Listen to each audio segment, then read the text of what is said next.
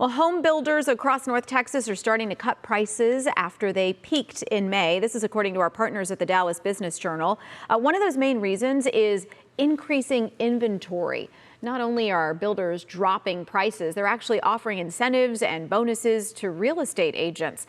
The average price for a home in our area during the month of August dropped to just under $512,000. And it's not just here in North Texas. Home builders across the country are seeing sales slow down as mortgage rates rise. ABC's Deidre Bolton shows us what it could mean, especially if you're a first-time home buyer. A big change in new home construction. The nation's home builders now seeing a slowdown in sales. Home builder Jerry Conter says builders are even getting creative as the power dynamic shifts in favor of potential buyers. We moved upscale after the Great Recession.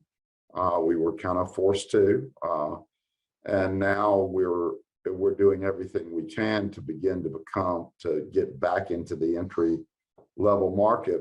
Builders are using incentives like throwing in an upgrade, luxury appliances, and covering some closing costs to attract buyers in this weakening housing market. What we're seeing today is the return of a buyer's market. And this means that buyers now have negotiating power.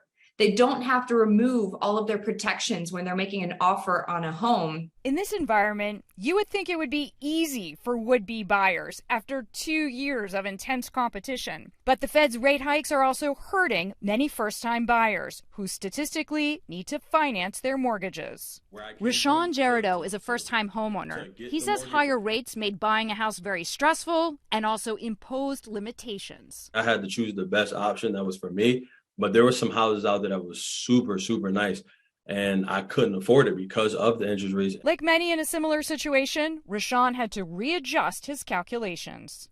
The higher the interest rate, the greater impact on your mortgage being higher, which was I found I had that problem. So my interest rate being 5.6, my mortgage was higher. For those who want to buy in this environment, the pros have this advice.